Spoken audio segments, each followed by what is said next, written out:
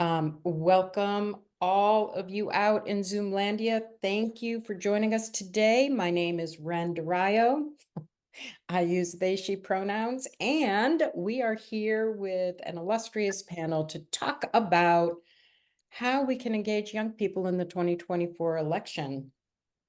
I want to let you know that you can use the chat function or you can use the question and answer function if you have a question for our panelists. And we just might bring y'all off mute and into the room. We'll see how it goes. Let me just tell you who's here. We have Robin Lingo, Chief of Strategy and Impact at MICFA Challenge. We are here with Chris Ann Barnett, who is Associate Program Director at Why Vote. We have Brittany Smith, Senior Manager of Education Partnerships East for the News Literacy Project, Mario Fedolin, the CEO of Changist, and Kevin Veltri, who's the Senior Youth Program Manager of FAB Youth Philly. So we're going to hear from them and have a conversation. I'll stop my share now. And I will give Robin the opportunity to share her screen. And Robin, tell the people who you are and what you do, what you're about. Great. Thanks so much, Ren. And it's really nice to be here, especially with this group of people. So I'm Robin, as I said, Chief of Strategy and Impact for MICFA Challenge. At my heart, I am a lifetime youth worker who loves the youth development space and the chance to provide opportunities for young people to think about who they are, think about the world around them, and think about the impact they want to make for themselves and their communities. And how do we as adults sort of wrap ourselves around them in a supportive mentoring and way to just provide opportunities for young people's voices to drive the conversations, and for young people to have an opportunity for their voices and their ideas to be part of decision making. So I do have a presentation, but I'm gonna go forward. Please interrupt, ask any questions, super informal. But let me start by just, as Ren said, I am with MICFA Challenge, and lots of people ask, what is MICFA Challenge, especially what is with the funny name. So we are actually named after a man named Abner MICFA, who was a judge, a congressman, and ultimately White House counsel to President Clinton. And when he retired from public office, there were a group of people who had worked for him who wanted to do something to honor his legacy of working in all three branches of the government, and also his wife Zoe's legacy as a community organizer and an educator. And as the legend goes, they had this dinner with Ab and Zoe. They thought they had come up with this great idea about a named internship in all three branches of government for college students. And Ab and Zoe immediately said, no, we have no interest in that. That's super boring. And got everybody talking about at what point in their lives they had felt like they were a vital part of this democracy. Their voice mattered. They felt welcomed and invited into community conversations and had experiences where they could practice their own political power. And everybody talked about an experience in middle or high school. And Ab and Zoe said exactly. And so that is what we have done for 25 years. Our mission is to develop youth to be empowered, informed, and active citizens who will promote a just and equitable society. And one of the core parts of our work is that youth are not in any way apathetic. They're often uninvited. And so what we think about our work is, how do we make spaces that are youth-centered, where young people's voices are invited into the conversation, sharing power with adults and getting a chance to have their ideas and their actions take front stage. And we do all of that through what we call action civics, which is really just the idea of pulling all of these things together. Young people have expertise about themselves and their lives. Their voices are important, and it's important to get the chance to learn by doing, to have opportunities to not just learn about the government, but to be part of it and to think about where do they want to take action and be supported to do that. And then all along those ways, getting a chance to reflect on the process. So just a little bit more here, yeah, of like why action civics. It's both an opportunity for young people to gain a ton of skills in analyzing, research, communication, problem solving. It also makes all of our communities better when we invite young people into having an opportunity to bring their ideas to how we should improve schools, communities, and our democracy as a whole, and inspires a whole lifetime of civic engagement. Um, so why engage young people in elections? So our core friends, I could not speak more highly of our friends at Circle, the Center for Information Research and Learning on Civic Engagement, just did a big report. And I think this is one of the things that those of us who work in this field know in our hearts and in our whole beings. And it's nice to see laid out in this kind of research and data as well, that young people who have an opportunity to have been invited into student voice experiences where young people are asked, what do you think, and have a chance to be part of policy making, decision making, are almost twice as likely as their peers who did not have those experiences in school to vote. And I think for me, this is what always inspires me about MICFA's work, is that there's no way that we can have a flourishing democracy if we just treat young people like, sit down, learn this content, don't tell us what you think, don't bring your ideas to the stage, and then at 18 expect them to feel like this democracy, this community, this civic responsibility belongs to them. We have to create those democratic experiences early, and that's all about voice and power. So what a little bit just about what MICFA does. We work both with teachers who use our work inside of a classroom and during the school day, as well as work that we do in the out of school time, after school and summer space. But all of it is based around our core curriculum. And one of those is called Elections in Action. And it just starts here exactly with what I was talking about creating democratic spaces. And that looks like young people getting to come up with their own norms, deciding their values for the space. How are we going to be together? Those are all important pieces of how we create civic community and civic trust, and also get a chance to learn about each other and share about who we are. And then from there, like thinking about like, what are our values and how does that impact how I think about elections and voting and who I want to represent me? So I'm going to just give a few examples of what those activities look like. One of them is around voter values. What is most important to you? This activity has people start with choosing your top 10 and then go down to 5 and then go down to 2. And it's really just a chance for young people to talk about what are they value and what do they use to make decisions. And we do this both in terms of voter values and also in terms of, in a more general way, values about how do you think about what is most important to you in community and relationship as well. And then getting a chance to see, this is the curriculum that is used by teachers, but we also use it in our after school work of like, who votes? Like, let's look at our community, who votes and who doesn't. What do we think about that? How does that impact results? What are voter ID and voter laws look like? And how do we dissect them and think about what we think is right and wrong in our states and know that information? And then thinking about candidates, like getting a chance to looking at candidate blind matches, fact checking their websites, learning about them, who aligns with what you're interested in.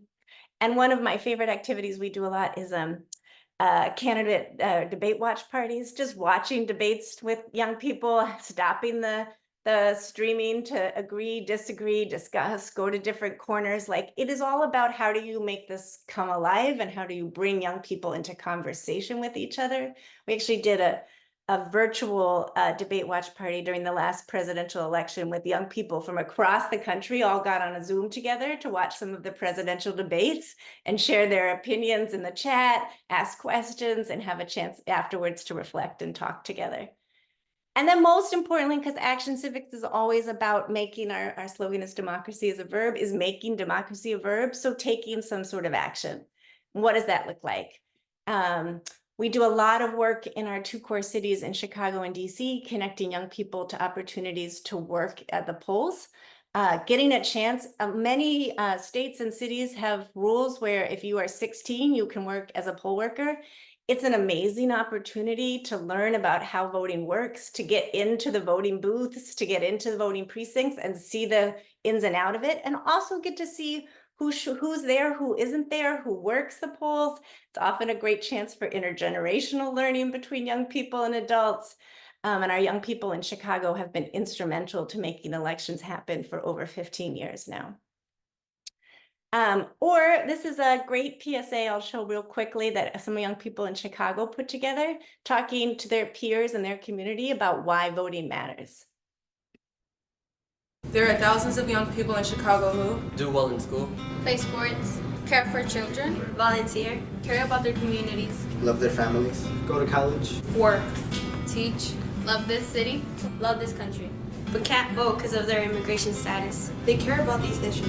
education, the economy, the environment, violence, immigration reform. but they can't vote. You can vote.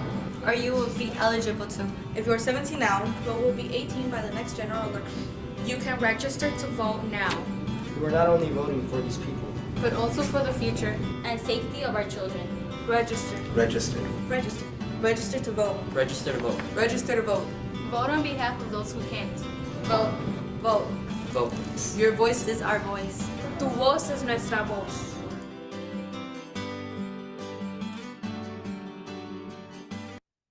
So just a great example of the ways young people can be active members of democracy and voting, whether or not they are old enough themselves, of like, how do you use your voice to tell other people in your community about registering. We also do lots of work just getting out and doing voter registration, whether that be door knocking, door to door in your school community, setting up a booth, going door knocking to tell people about the issues that matter to you are also great ways to have action. There are thousands of young people in Chicago. Oh, that is not what we wanted to be seeing. 1 second. All right, let me go back. Last thing that adds is we also do some work. Here we go. 2 more examples. With doing a parade to the polls, where young people get to, from a community organization, a school, all parade together to the voting precinct. And, those who are eligible vote, those who are not yet get to cheer on their peers. And really just, again, bringing young people and communities and schools into the community and into action with voting. And then lastly, having young people host candidate forums. This is a article from a candidate forum our young people hosted in DC 2 springs ago, completely youth-led. The young people invited the candidates. They came up with all of the questions. They moderated the event. We've done this a couple of times on our site here in DC. And over again, we hear candidates say it's the best well-run forum they've ever attended. The young people are very good at keeping the time and keeping the candidates on track with the questions they have. And in this space, we'd also have prioritized that the young people run it and only other young people in the audience have a chance to ask questions, so that it is, again, a youth-centered space. And lastly, just a little bit like, what are the benefits of this? Our young people, over 90% of them are regular voters and voted in the last election. Most importantly, 99% agreed that their MICFA experience made them believe that young people can change their communities, can change the country. And also, the quote there is just a young person talking about learning about also how to listen to people who you disagree with and really have civic conversation and civic trust, and learn about how to deeply listen and believe in, bring your opinion, and also learn from others around you. So I think there are a multitude of benefits in sort of how we think about youth development as well. About elections are just a chance to bring all of that learning to life around issues that young people care about, and to put them in the seat of being actors. We'll stop there and turn it over to questions or whoever's next. Thank you so much, Robin. Yes, starting early is definitely key, right? Starting early, creating those democratic spaces. Oh, sorry. I'll just say one last thing is that I've had the privilege of going door knocking with our young people many times, and nothing brings me more joy than seeing young people learn how to door knock. Like there's just so much, that confidence and excitement and voice that they bring. Like, it's learning that you can just knock on a random person's door and talk to them and tell them about their rights or what matters to you or when the election is a fabulous way for young people to get to be active members of elections and campaigns. Thanks. Hey, Robin, do you happen to follow your middle schoolers through to high school and when they are of voting age, just out of curiosity? And do you notice anything about that? Yeah. Well, young people participate in different programs that we hold. So we do have a middle school program we run in Chicago, and a lot of those young people transition to our high school program. And nationally, we track our alumni and have seen that all of the different kinds of experiences that young people have lead to 90% of them voting. Wow, thanks. Questions from our panelists for Robin? Comments? All right. I do love the idea that you celebrate the voting day, right? The parade, like some simple things like that. I think are just like it's kind of says something to the community as a group of people kind of march, and it's just kind of like there's a lot of cool stuff that happens, and that I hear about your work. So just grateful that you all exist. Thanks. We're excited to work together. Yeah, absolutely. Can't wait. Yeah. Brittany, would you like to kick us off? Sure. Let me prepare my screen for sharing, and I will be ready momentarily. Sounds great.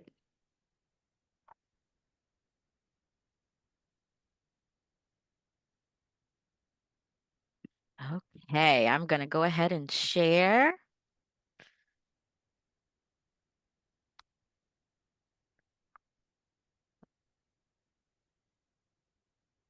Okay, hopefully you all can see my screen. I'm trying to make sure that I can see the chat and engage with everyone as I present. So just to kind of get us started, I am Brittany, and I'm joining you from Cincinnati, Ohio. I work for the News Literacy Project, and I'll tell you a bit more about the News Literacy Project momentarily. And I apologize in advance. My PowerPoint appears to be doing its thing, and it's just moving forward on its own. So, but just to tell you a bit about myself, I'm a former high school life science educator. I taught in Cincinnati Public Schools, which is one of the largest districts in Ohio. Many of my students were actually non-native English speakers, and that really inspired a passion for equity and access in education. And so now I've dedicated my entire career to helping educators teach their students how to navigate news and information. You can see some pictures of my students doing some sciencey things at the bottom of the screen, and my contact information is here on the screen. And I've also got it on a Google document that will be shared in the chat. So, to tell you a bit about the News Literacy Project, we are a national education nonprofit.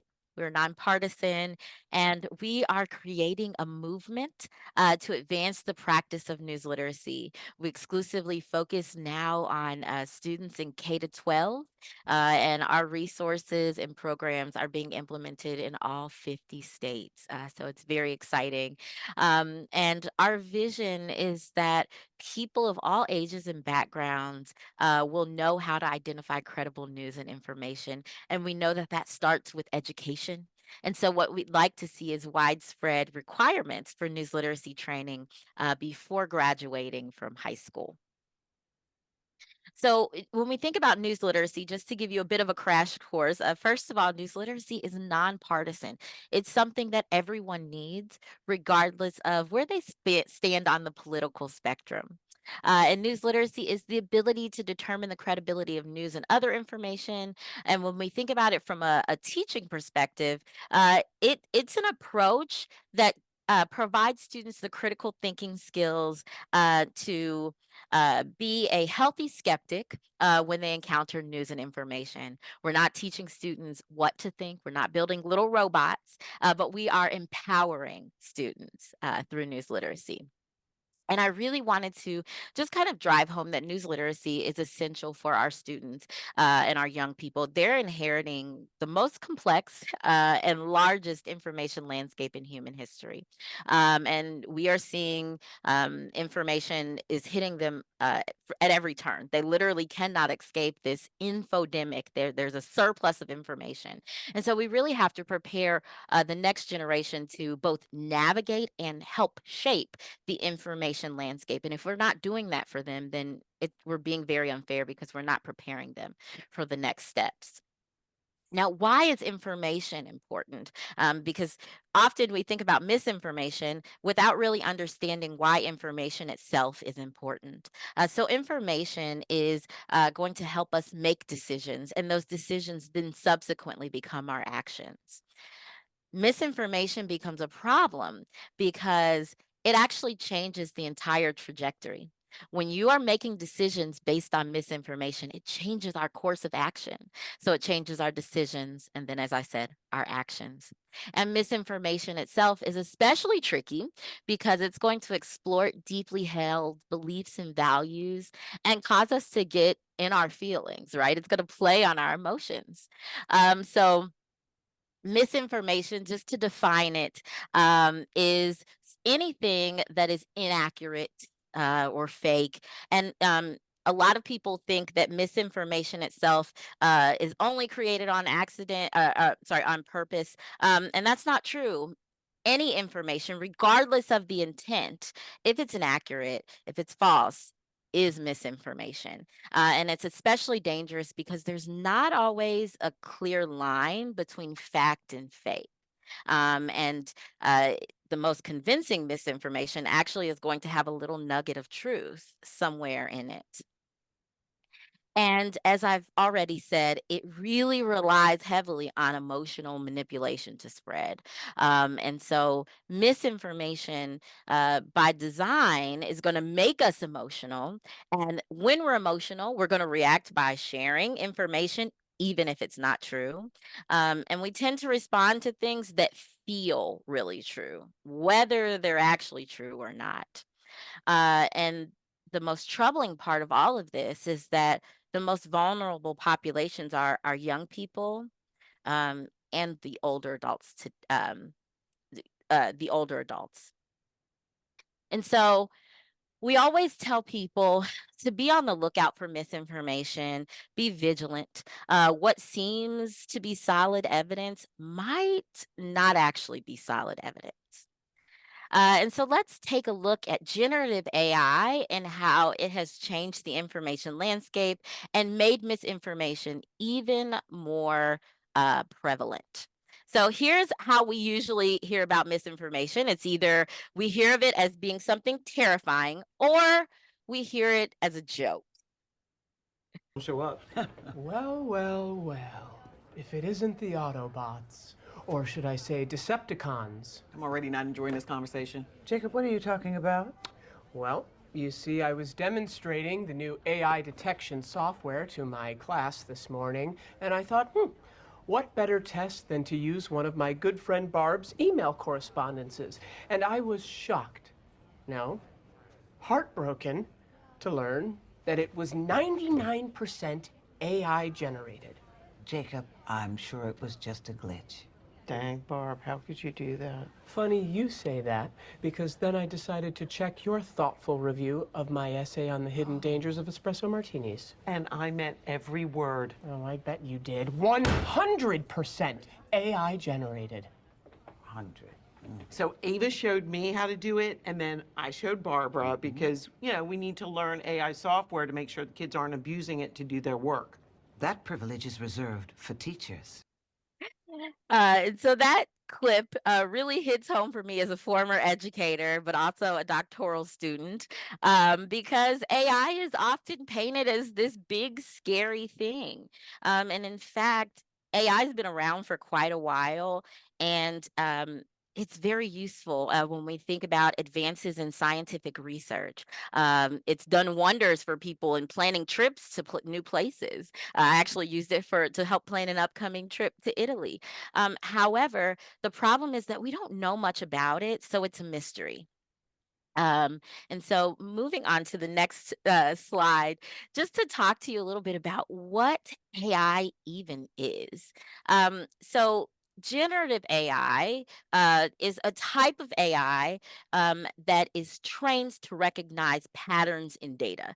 It can create context. Content such as text or images or video, audio, and I'm going to show you some examples of that just in just a moment. The problem is that AI is a yes man. It often hallucinates. And so these hallucinations are actually false information that are presented with confidence. And this is because chatbots scour the information that's available on the internet, and they give a summary of the information that they found, and that information is not always true. Sometimes it's misinformation. We also know that AI is biased. A Bloomberg article came out talking about how these biases manifest, and I've linked it to the resource document. But it talks about how when generating images of people, the higher paying occupations had lighter skin tones versus those people who were generated that had lower paying occupations. Now, how will this impact the election season? Well, we're seeing some tactics already. And so one of those tactics are AI voice cloning. And I'm going to show you a really short video clip that includes AI voice manipulation. Has eliminated all of the 4 policies that Donald Trump put in place that led to the lowest illegal border crossings in 40 years. If only President had been dealing with real internal problems and not trying to play with Putin, from whom he needs to learn how to work for national interests, then everything would have been different. He needs to follow immigration laws. And did you hear the difference in voice? It was very subtle, very, very subtle. But actually, there you can hear when the camera cuts away from Governor Abbott, you can hear that voice changes just a bit. So that would be an AI voice clone. We're also seeing AI generated images. This actually was circulating the internet kind of to show that former President Trump is actually engaged with people of all races. But this is also fake. This is AI generated. And then we're also seeing AI generated video. Now, the one I'm going to show you is actually not so great because I want to know if you can pick out the hallmark that this is an AI generated video. There is no sound, but keep watching. See if you see it. Did you see it? No, let me show you where it is. Watch this woman here in the front. She's going to raise her left hand. Uh-oh. I'm so sorry about my computer. It has a mind of its own today. So we'll watch her raise her left hand. And if you see that hand is at a very strange angle, that's not human. Well, that is something that we often see in AI generated content. And so we teach folks to really look for these different hallmarks of AI generated images or video. They're not good at details. They're not good at fingers. They produce nonsense words and text, and they have a really hard time with both backgrounds and textiles. The textiles often appear like glossy, and so these tips and more are included in our free resources. And so I wanted to just share some examples of our resources. We have infographics like the ones shared on the screen now. We've also got something called Rumor Guard, which is a platform where we share fact-checked viral rumors, and we actually walk you through how to evaluate information. And we use 5 factors: source, evidence, context, reasoning, and authenticity to evaluate these rumors. And so actually 2 of the things that I showed you, I've linked to the resource document. They were previously fact checked through Rumor Guard. We also have the SIFT, which is a newsletter for educators. We share news literacy related topics, and we give lesson implementation ideas and guides. We also have our most complete resource, which is called Checkology. And I've got links to Checkology, links to all of our courses on the resource document. And finally, we've got an election 2024 page to help teach people what to look for this election season. And again, there are links on the resource document. And I've got a QR code here for you, but Rin was so kind to share that in the chat as well. And thank you so much. I apologize for all of my my issues with my tech today. But thank you so much, and am happy to take any questions. Thank you so much, Brittany. Yeah, and from how we get information is critical, right? And knowing what about that information is going to be factual or not. Yeah. Thank you so much. How many schools are using your resources now? Oh, wow. Round Well, about. we have, I don't even know that I could give a good estimate, but I will say that we have over 60,000 student users on our platform just this year. So we have a tremendous reach, even impacting schools outside of the United States. Fantastic. Thanks. And the resources are really useful. Thanks for putting that together for us. Thank you. It's all very exciting. I'm kind of curious how you all are looking at TikTok and how do you handle it? Because I get myself into like spaces where I'm like, I don't know, I don't even know how to deal with this because that's probably not completely true, but it's not wrong. You know, it's like there's just a lot of nuance and gray and what Yes. comes out of the stories. You know. We actually have a very active TikTok account where we share news literacy tips for navigating social media. We have lessons around algorithms so students can understand the finer points of how those things work. But we also provide practical tips to use in the moment. And if I could give my biggest tip to share with your students is to pause. That pause is essential. When you encounter information, knowing that misinformation is going to try to play on your emotions, you must stop, take a deep breath, pause, and think critically about what you're seeing. So, for more tips like those, check us out. But that is how we are addressing social media as a whole. Thank you so much. So I wonder if we could hear a little bit about Chris Ann, Kevin, and Mario's you and your organization, and then we'll have a conversation. Who would like to start? Chris Ann, great. Happy to kick us off. So, hello everyone. My name is Chrisanne Barnett. I use she, her pronouns. I'm currently the Associate Program Director at YVote, and I'm also a founded member. So, what that means is since the foundation of YVote in 2017, I've been involved. 2017, I was still a high schooler, so I'm not that old yet, as my students like to say. And I've been involved in YVote from being a member to being a peer facilitator to a lead facilitator to a peer leader. So I've had almost all the positions I want to say in YVote. So I know a little bit about the youth perspective and how that translates into my experience from being a youth in the program to now being an adult ally.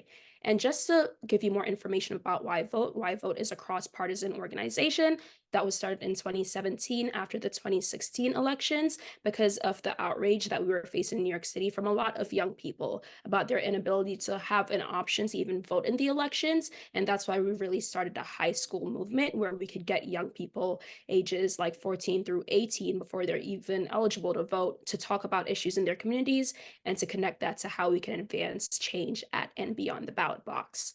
For me, myself, I'm someone who studied politics and sociology in undergrad, so this is kind of like what I like to do, but I also like to lead with like an issue-based perspective. So when I talk to a lot of my students, I'm leading with what are the issues you care about and how do you navigate your world because of those issues and how does your identity impact how you present yourself, especially in relation to political and civic engagement. So through Y Vote, we have several programs. I'm not going to go through the details of all the programs because I could talk for like 20 minutes.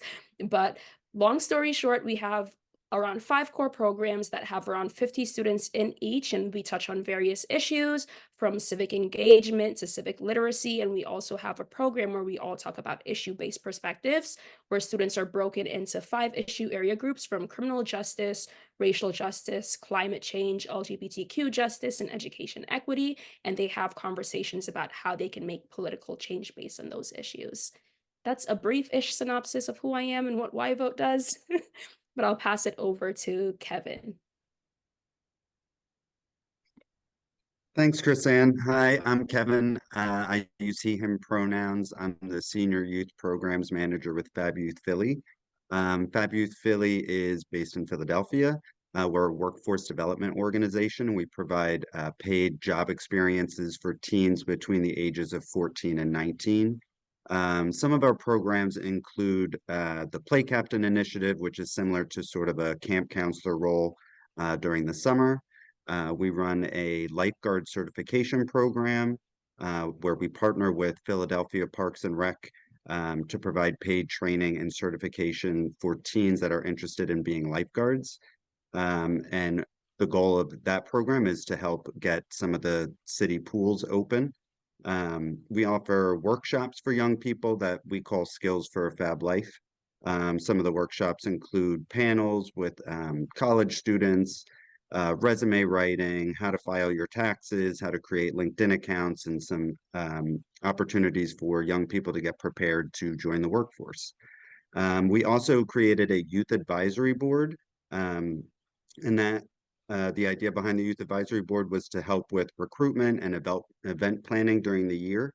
Fab Youth Philly has hired over 300 teens in the last 5 years, and my role as the Senior Youth Programs Manager is to support all of the programming and develop and build relationships with partner organizations and implement trainings and curriculum for our programming. And that's a little bit about what we do, and I'll pass it over to Mario. Awesome, thank you. Hi, I'm Mario, currently the founder and CEO of Changist. We started Changist, I started Changist back in 2014.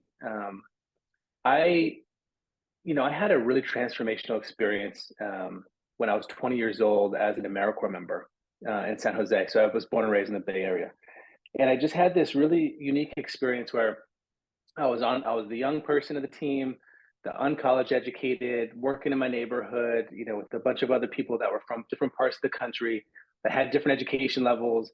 And it was a little bit of a mess. It was messy, but also like we were able to collectively get something done. And we were running these really cool Saturday youth action programs that I kind of fell in love with. And I think at 20, as a fish out of water in that youth working space and trying to get my feet on solid ground, I realized that I was actually pretty good at working with young people. And so I was like, maybe I'll do this. And I actually got an opportunity to go to move to Philadelphia, Kevin. So I was in Philly for 3 years running youth programs on Saturdays there. And then I had the opportunity to come to Los Angeles and open up these civic leadership programs in LA. And that's kind of how I landed here back in California. But if we fast forward to like why, changes exist, it was like this idea that I grew up in a sports family, right? So my family loves sports, football, baseball, soccer, everything. And I'm like, and I did it because I, wanted the attention of the family and, but I didn't never loved it. But I love being really geeky and nerdy about civics and talking about what's going on in the world and getting pulled in all the 1992, 1993 kind of politics of what's going on in the Middle East and kind of. But there's not a lot of people that talk to me about those sorts of things, and so I kind of just stood as this like thing in my head. And I ended up where I ended up, luckily enough. However, when I think back into to Robin, the stuff we talk about is like, when we're engaged in younger ages, we tend to do things differently. And so when I got to, by the time I hit my 30s and I'm like, I don't really want to work in the education space. I want to work in this out of school time space with young folks. It was thinking to that, it's like, look, I ended up where I ended up and because I had this really unique experience at 20. But what if I had that same experience when I was 11? Right? How different would that path look? And so when I looked out at the landscape in Los Angeles, when again, no knock on anybody here in LA, we have some of the most prolific youth work programs in the country in LA, the best. I'll put them all up for you, like whether it's Inner City Struggle or Coco, these folks are top notch, doing the best in the country when it comes to like actually civic engagement. But I think the piece that I saw that was kind of missing was this kind of entry point for a lot of folks. And the kind of a convening space for folks from all over the city, because a lot of the stuff is place-based, right? South Central or the East Side or these neighborhoods. But what would it look like for someone from Santa Monica or from South Central or someone from Beverly Hills and the Valley come together and think about issues together? Because it's going to have a very dynamic conversation around housing or immigration, and they're all going to have different opinions on how this stuff works or their lived experience about it. And so that's what we set out to design. So Change Just is not a youth intervention. It's an intervention on our systems and the way that the world works. We are just a place for young people to convene. It's a cohort based. So we're a one-trick pony, do one thing.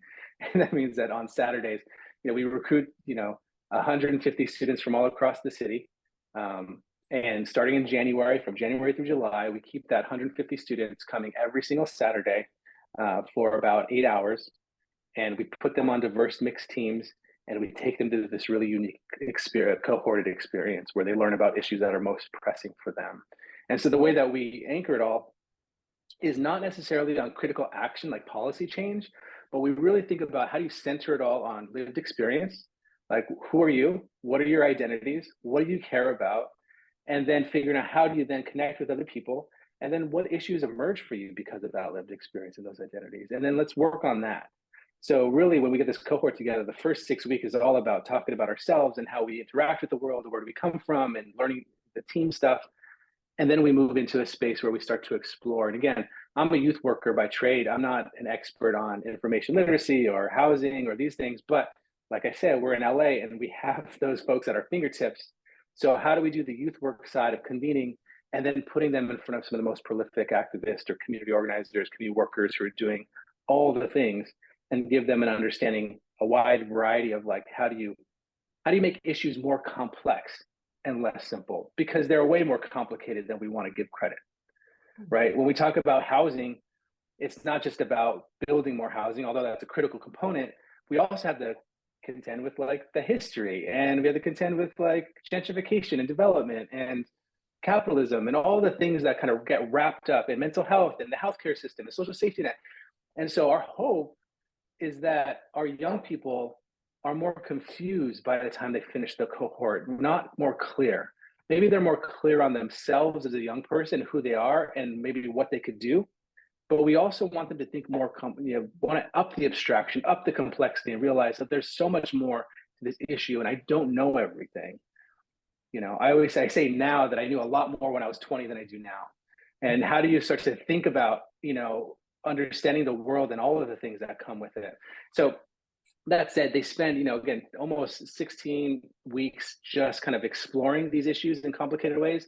And then they spend the back 9 weeks together as a cohort, teams of 10, planning those issues, planning for a project on those issues. And that could be more critical, right? It could be on policy stuff, or it could be really more education, educating their peers. It could be a community service event. We really let them choose on what place in the kind of ecosystem they want to kind of impact. And oftentimes they'll reach back to a partner that they had an interaction with and try to partner with them to do something together as a group by the end of the cohort. And so again, we're really focused on kind of three outcomes with our young people, not the stuff they produce, but we're really looking at character development, like who are they, and what are some of these strong characters that they could they want to, latch onto and develop themselves. How do you look at their diverse social capital so they have access to the resources and the change making apparatus? And then empowerment. So how do you have them understand awareness of the issues? How do you have them have motivation? How do you understand their civic identity? Those are the kind of dimensions that we're working on, because we think that over time, if you continue to give people the space to convene and discuss and explore these pieces, we know long term the data tells us that there will be different parents, different policymakers, different landscapers, social entrepreneurs, whoever they decide. And I think that's the piece that is a little bit different for us, is that we want young people and people to have more autonomy, and we don't want to have an end game to say this is how you do social change, but look, this is what civic action really means in your world, and that will transform you, and you get to do whatever you like with it. And we just want to give you the space and the social capital to be able to do it. And so, yeah, we have a cohort here in Los Angeles, and we have a cohort up in Stockton, California. So we're two location organization. But I see all the intersections, right, of wanting to really think about how do I jump in with news literacy projects. We every morning we have on our first hour we spend is just what's current in the news, right? We talk about pop culture, and we talk about the war in Gaza, and we talk about these other pieces.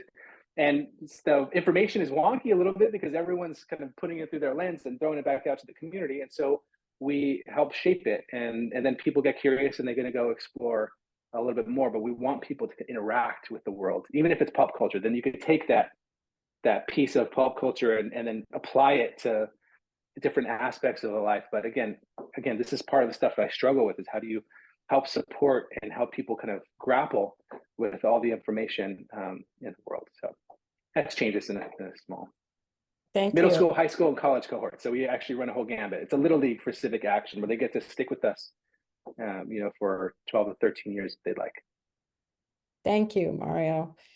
So at the core of democracy is engagement, and each of you are talking about how you get young people engaged. Can you talk about that aspect a little bit? How do we get young people engaged? And what does that even mean? I just a quick thought in building. I love so much of what you were saying, Mario, because I've always felt that good youth civic engagement is positive youth development, and they're so hand together. And so I think the point is how do you get them engaged? Is you have to start with who are you? What do you care about? If you start anywhere else, you've lost the conversation. It's so much of good youth civic engagement is identity development, is social emotional learning, is positive youth, is a chance for young people to learn about themselves and have their voice centered, and to learn about others and to ask questions oh, that's your neighborhood, let me tell you about mine, you've got this, why don't we have that, or we have this, and why, how does that happen there? And for people to use their lived experiences, especially young people, to think about what they notice, what's right, what's wrong, and then what do you want to do about it? But I think all engagement starts from questions and listening, and really providing a safe space for young people to question and to listen. Uh-oh. Are you speaking, Mario? Well, I'm yeah. sorry. What do you say when you I guess I always do that. When you say that, it really sparks this idea of that's stuff I've been thinking about a lot lately. Again, I'm not a religious person, but our democracy sometimes gets held in these really kind of regular, mundane institutions that have been in existence for a long time, with all of their flaws, right? But that's where it lives oftentimes. So church, right? How do you real civic engagement happens in the church? Real civic engagement happens on the little league fields. It happens in school PTOs or PTAs. It happens in all these weird places that we're not always considering. And so then what does it look like for young people to have real important civic spaces that, because we could think of those as schools or community centers, but how do you then get those schools and community centers to at least just consider that this is a place where people are getting information, and how do you hold that container? Yeah. I know for us at the News Literacy Project, one of the things that I've been most impressed about is the ways that we are trying to make journalism personal for students.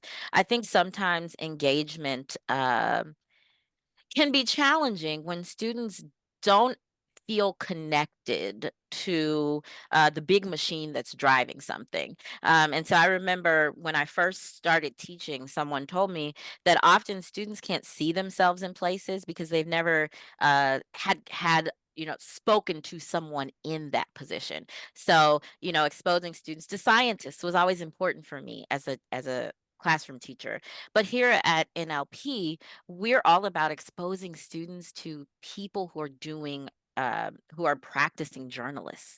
And we have a program called Newsroom in the Classroom where teachers can bring a journalist into their classroom, or you could bring them into your after school program, either in person or virtually, so that they can engage with the students and the students can ask those questions and start to see themselves as journalists or people who can help dictate what news is reported and how.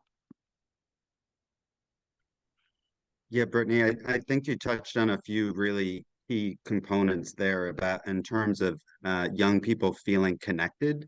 I think a lot of times young people have been disenfranchised by some of the mainstream media and have sort of seeked out some alternative methods to get their information.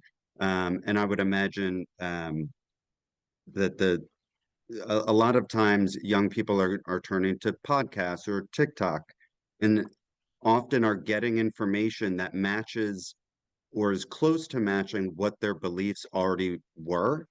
And so I'm curious, have any of the other panelists experienced times when young people are just kind of believing information because it's very much in line with some feelings that they had already had or believe that's what they should be thinking, and how as adults how to engage with them and also how to experience what they're experiencing and sort of seeking out some of that more independent news media or seeking out social media that they're viewing to see directly where they're getting some of that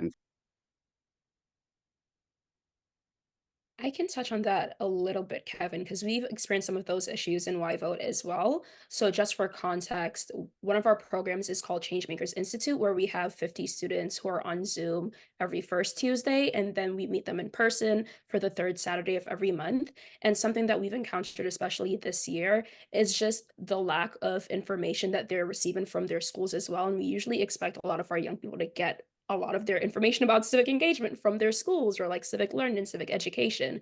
So when they come to a space like YVote, they already have these predisposed ideas, and it's about like how do we train them to think beyond their own ideas. So what we like to do, we like to use an all sides media bias chart, and we allow participants to like engage with what news sources they use and what part of the spectrum that falls on. So the media chart, like it'll split it in terms of like right leaning, left leaning, and more centrist.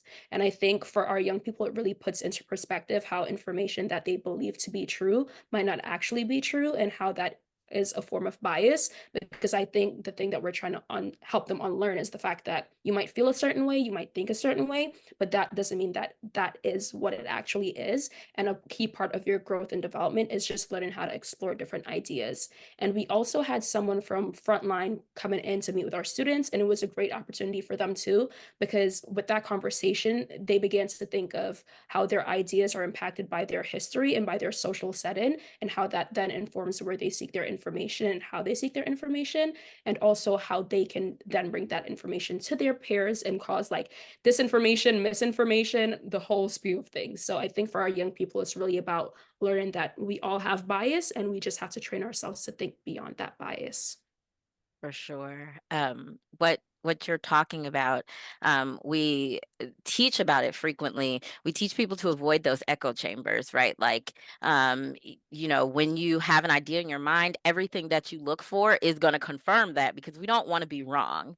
But one way that we combat that is teaching students different strategies to evaluate information before they've like formed an opinion, i.e. being a healthy skeptic. So doing things like lateral reading, looking at reputable sources to see what they say about it. And I think another aspect is modeling, letting students know, like, I do this too. I'm not above it just because I'm an adult and you're younger. I know that those are two really powerful strategies that I've heard educators use. Brittany, can you say what lateral reading is? Not familiar. Sure. Lateral reading is um, the way that you do it. I'd rather, kind of talk people through it instead. Is if you've seen information on social media, you'd want to go to Google and look for what other sources are saying about the same thing, the same event. I know recently there was a viral story about McDonald's making a demonic Happy Meal, but it was totally fake. But one way to debunk that is to just Google search and see if, CNN is talking about it, or if, the New York Times or other publications that I trust, are talking about those things. Thank you. Right. Oh, go ahead, Mario. No, I was gonna say anything. Go. Okay, I was just gonna say my other thought, I think, is that is about the power of storytelling and the power of bringing young people with different lived experiences or just different perspectives together. Like, I think my experience is that our young people are so much better at listening and dialogue across difference than so many adults are. And like, we had a national youth summit last May. We brought 100 young people from across this country together here to DC, and then they got to learn about from each other around some core issues that young people care about: education, mental health, civil rights, the environment, climate change. But like, not all young people come with the same perspective. So like, how do you set the stage? We do an activity called Project Soapbox, where every young person answers the question, what's the biggest issue facing you in your community and what could be done about it? And it's not a debate. It's each young person gets to tell their story, their truth, their opinion, and the whole group listens and cheers them on, and then gets to say, like, what did I learn? What did I appreciate? What was new for me? Like, and I think those opportunities provide, because people's personal experiences, I think, are often, I'll say for myself, is one of the key ways I know I learn. And I think, like, just remembering that's like true for a lot of people, that they get their information from hearing people's personal experiences, stories, like, and knowing somebody who, like, oh, I know somebody who experiences this, or who like feels this way about an issue that's different than me. I think for me, I think one of the more challenging parts, because again, young people are very uh, adept at like this navigating these worlds, right? You could have a good open conversation. I think the harder challenge is like from an institutional perspective is like how do you help shepherd that type of idea? Like that thought of like let's kind of dig in and like let's disagree and let's figure out how to like move through this and like non-defensively, like let's have an open conversation, because because in the space it's not, it gets convoluted or tied up with neutrality, right? And it's not about being neutral, but it's also about like how do we like challenge our own assumptions, even if, because at best we're going to come out right, at worst maybe we have a new idea.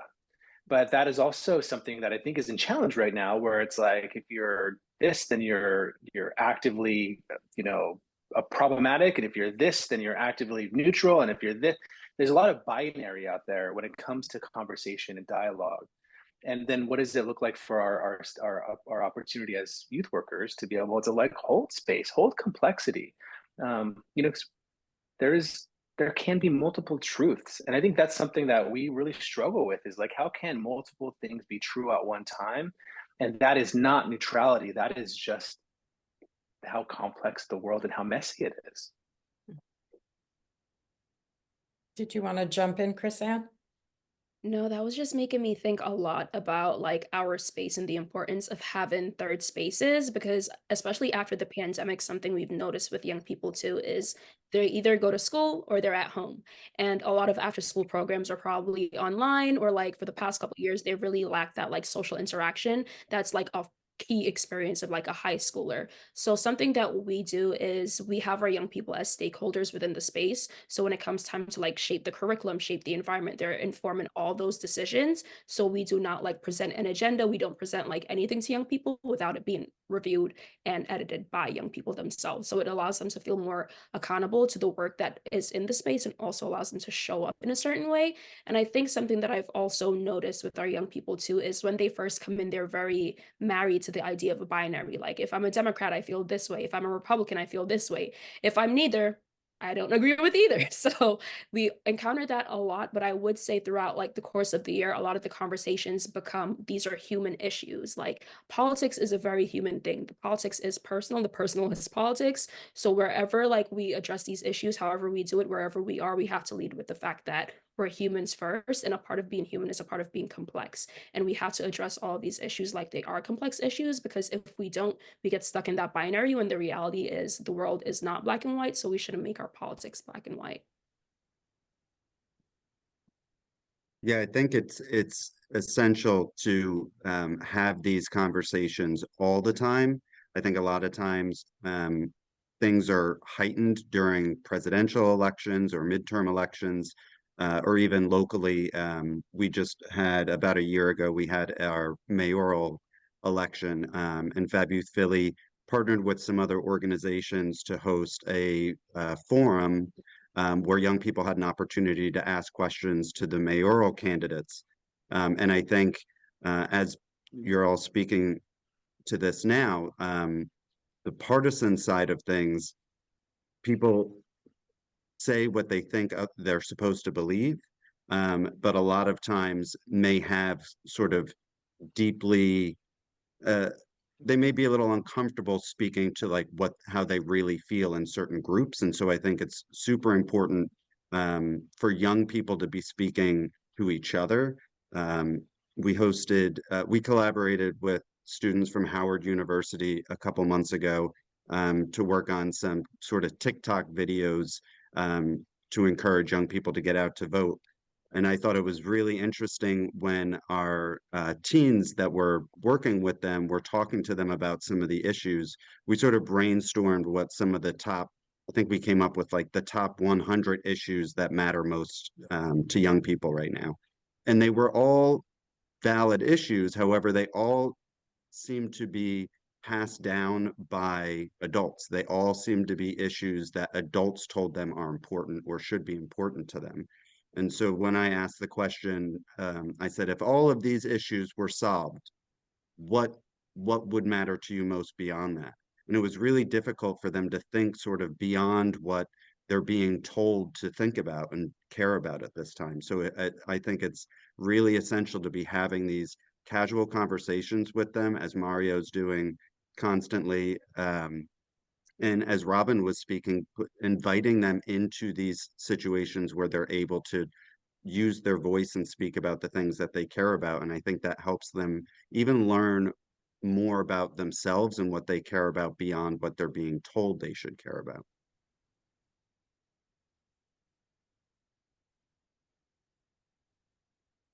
So well, just let me ask the participants out there, do you have any questions that you would like to ask about this topic, or any questions specific to what our panelists have said? And while we wait for those, you've all talked about a challenge being how we are in the country, our politics are in the binary right now in a big way. And how do we think about what happens when we are working with young people and having them see a larger perspective than the binary, having them see complexities?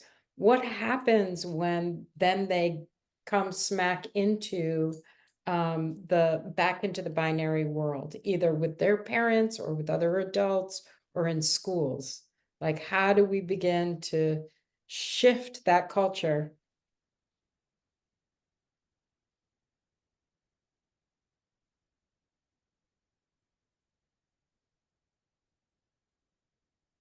I would say I think it starts with being honest with them. I think I just had a conversation the other day with one of the young people in our program about the upcoming presidential election, and essentially what she was saying to me was that everybody is lying. Both sides are lying. Politicians lie. And I think young people, they hold truth to like a really high standard. If you lie to them, it's very hard to rebuild trust.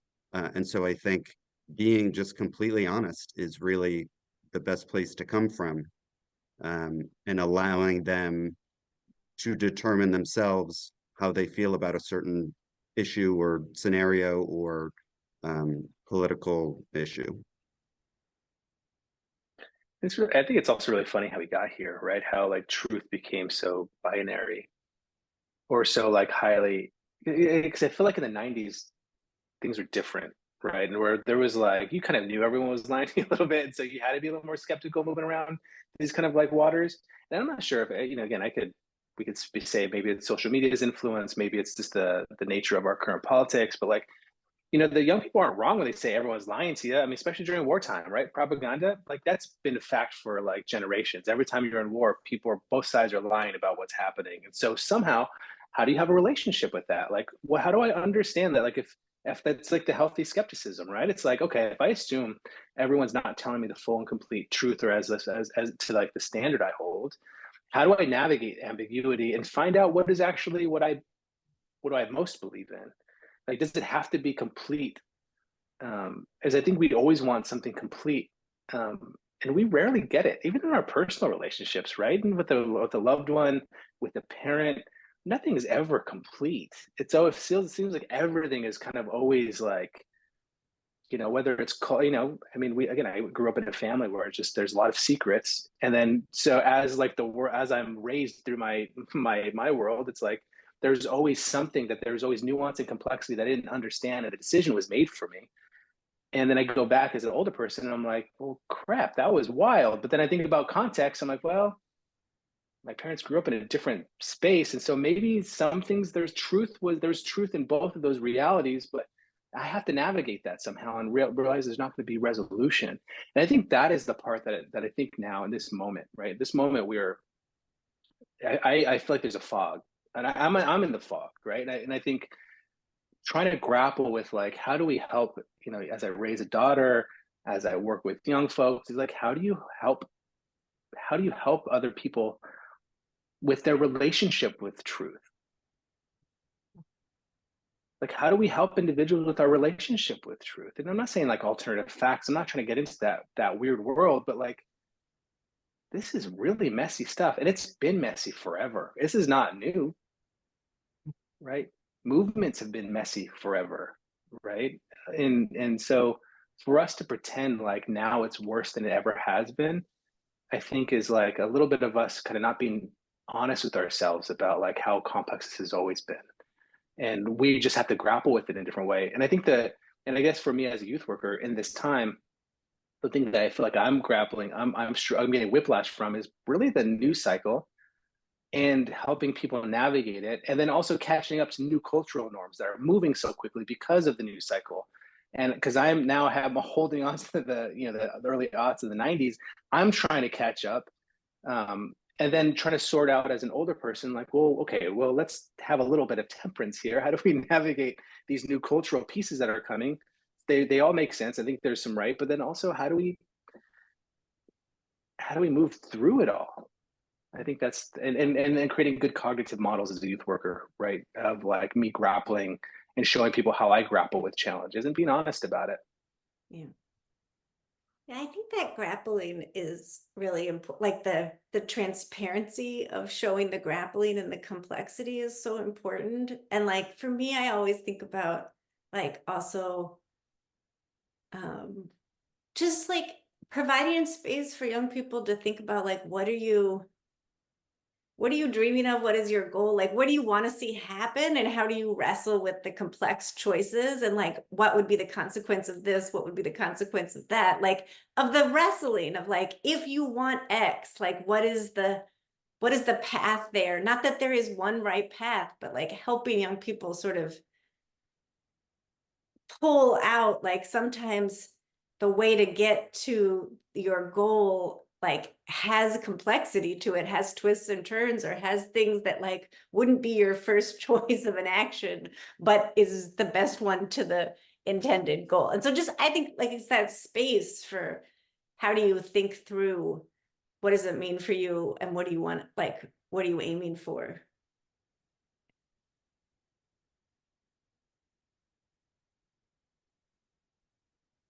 So I wonder if one of you might provide us with an example of one of your young people, and as an example of coming to a young person coming to an understanding or approaching the complexity of what they have to navigate when looking at any issue that is relating to their lives. Like, do you have a story for us? Or Brittany, a teacher or a young person looking at media and coming to an awareness, a new awareness around it. What are you seeing?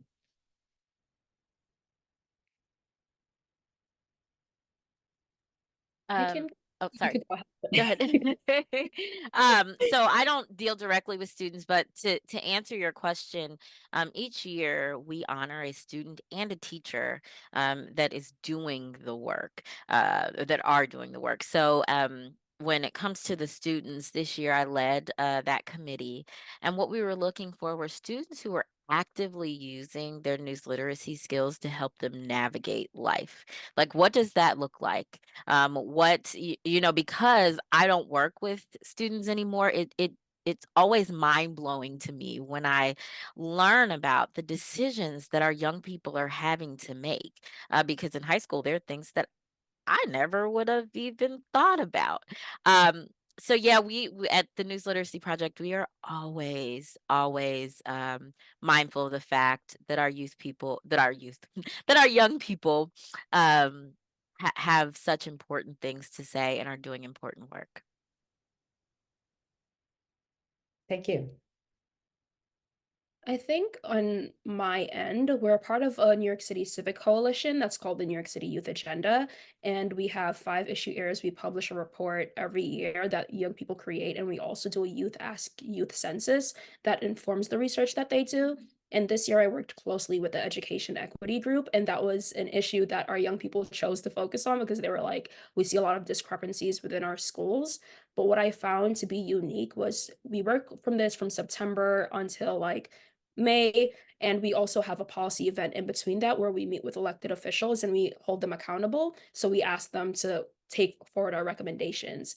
And this year we were working on 2 specific recommendations. They were improving diversity in the curriculum and teacher staff, and it was also improving sexual health resources and especially the sexual health curriculum in New York City. And throughout the process, something that I noticed with our young people is that they came to a point where they were like, we can't just ask for these things and they're going to happen. It's not that simple. And I think through conversations with elected officials and conversations with other nonprofit leaders, they really realized that this work takes years and it's not something that will happen overnight. So them coming to that conclusion and figuring out strategies that can help create short-term change was something really pivotal in shaping how they think. Because at the end of the day, we're only in this program for a year. We can't solve everything, but being able to shift the thinking in terms of at the end of the year, what do I want to see that will mean change for myself? Because I can't change the New York City curriculum in a year, but I can change some something in my school or in my community or in a club or a program that I'm a part of. Thanks. That's, yeah, big change to little change. One story example I thought from your question, many years ago, we partnered with a few other organizations here in DC to run a youth-led mayoral candidate forum. And while we were planning, the young people, their experience was that nobody was really a very big fan of the main contender for who was currently the mayor.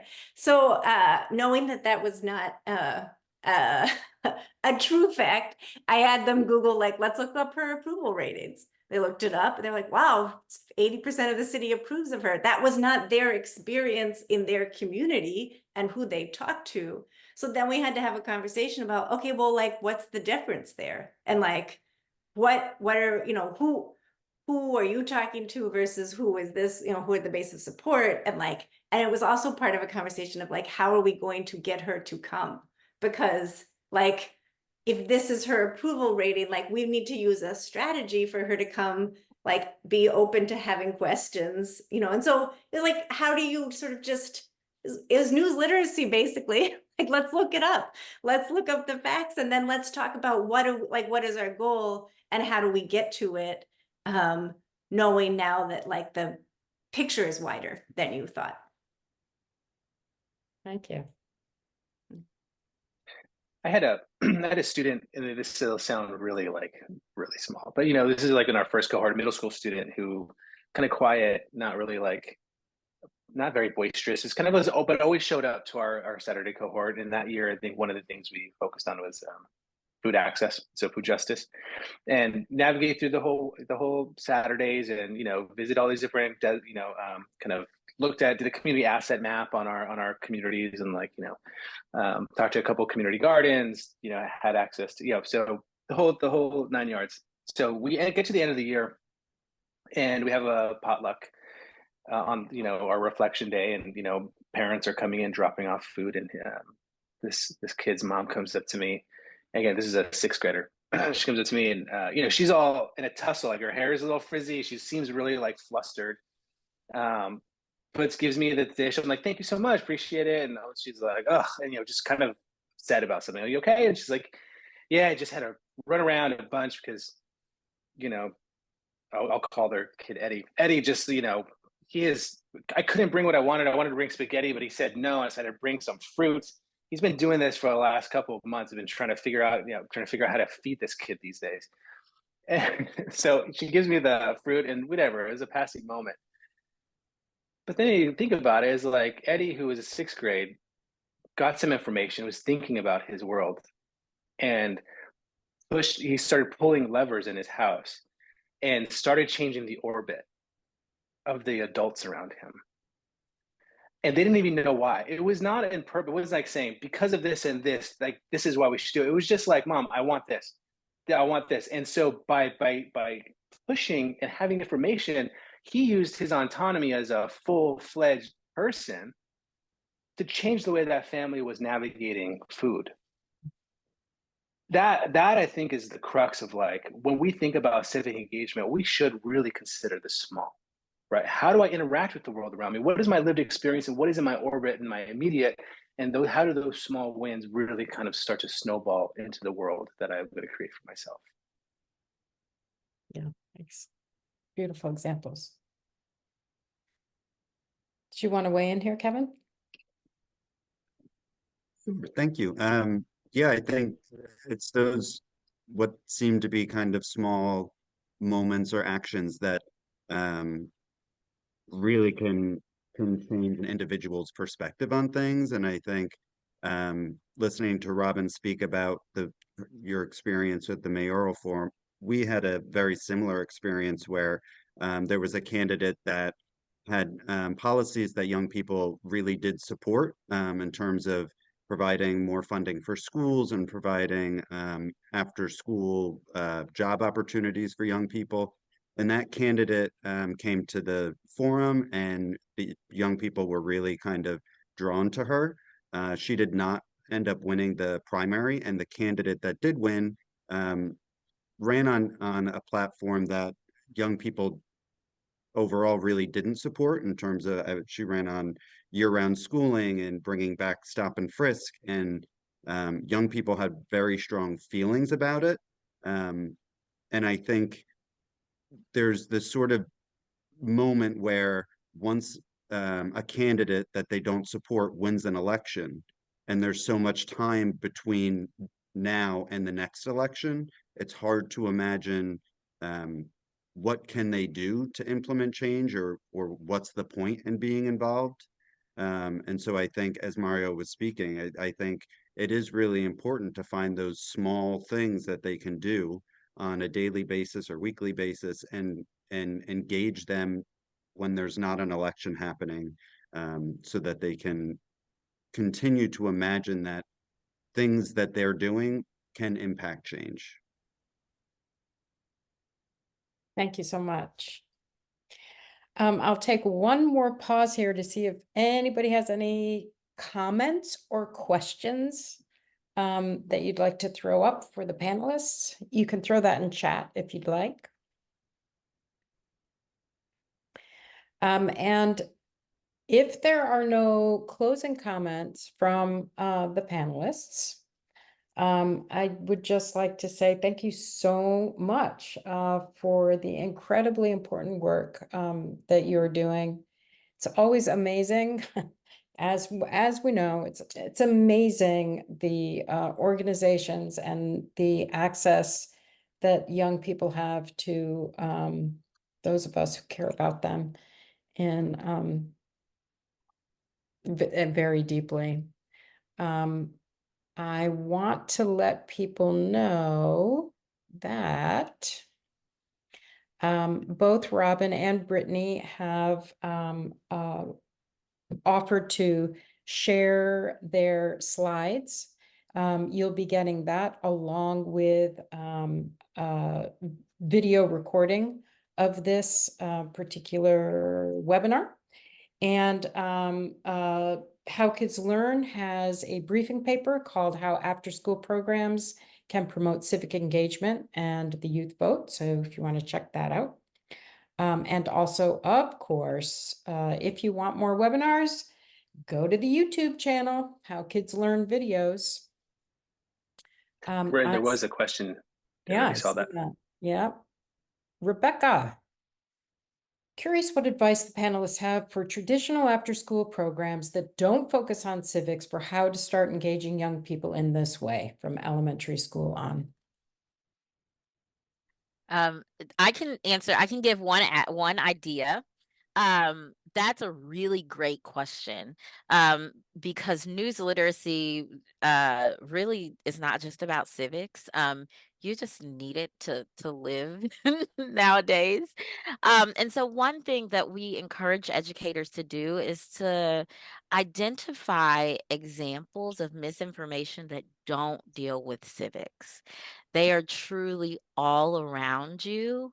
And that's also a way to kind of disentangle emotion from the fact checking process. Because when we're talking about civics and things that are that can be contentious, it can bring up some emotions that cause students to struggle to learn the actual critical thinking skills that they need.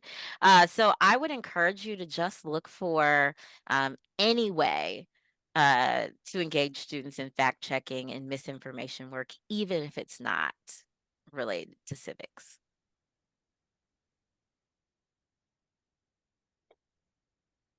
I guess we're also civics adjacent. I consider Changes to be a civic engagement organization, but we're not thinking about the political kind of levers all the time, or policy. But I do think that the interaction is super key. And so I think two things I would say on the traditional side. For the elementary school space, if you're in after school setting, like, do you have an opportunity to talk about community care, community kindness, character strength, the things that really start to build the foundation of like a good, healthy civic life? Right? Can you talk to each other? Do you respect one another? Are you able to have conversations about whatever the thing is that you're focused on in the after school space? Those are really good foundational things to then prop up once they get into that space. I don't think you need to spend time personally. Again, you decide, but I don't think there's personally need to spend a lot of time talking politics in an elementary school space, or like how do you vote, or unless the questions come up. And if they do, then how do you have a conversation with those folks that are age appropriate and thinking about how adults interact to make things move. How do you order lunch, or how does your lunch in your school get to you? How does your principal hire teachers? How do the teachers work? Where do how do they get paid? I think those are interesting things you could talk about, again, all in context, if you could think about considering that. And then as we kind of get into the other side of things, it's uh, I would say, how do you have a conversation and allow conversations to happen? When I was running after school programs in a non-civic space, which, would have been like a city year, which is an AmeriCorps run, really intervention focused, there was always this worry and concern about AmeriCorps. We can't talk politics, can't talk, sure, you don't want to proselytize a side or something, but like, why not have a human conversation about what they're experiencing in the world? And so how do you train youth workers to understand how to hold really important space for young folks to be able to speak to the things that they're challenged by? And if you're a robotics, then it's like, how do you have a conversation about, like, Neuralink and SpaceX, and then think about like all the complexities that come along with the character that is, that creates those sort of things, and like, where does it matter? How does it matter for us? And allow that conversation to breathe. Those would be just some initial thoughts that come up for me of like being in a kind of agnostic space and just running after school, is like ways to incorporate or to think about engagement. I just two quick thoughts related is like, I think that community engagement, but also like, where are there opportunities for young people to like do some community mapping from an asset-based perspective? Like, what do they love about their community?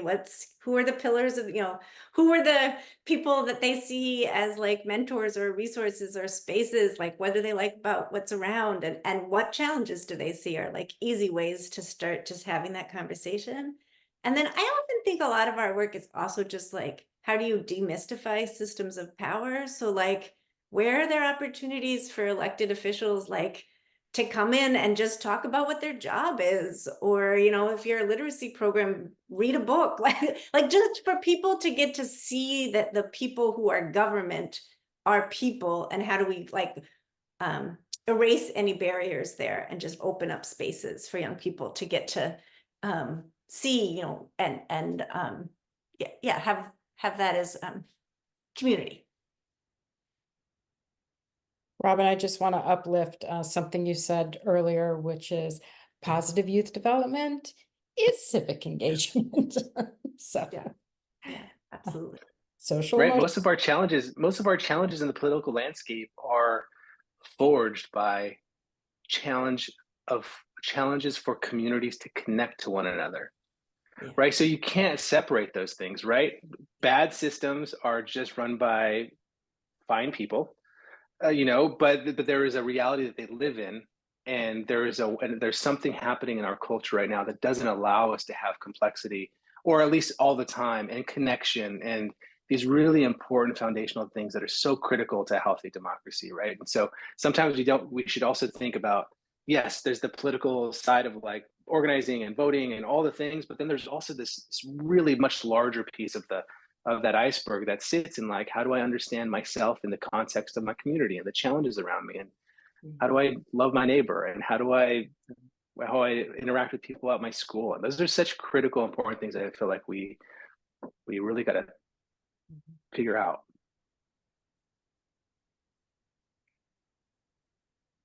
All right, team youth engagement.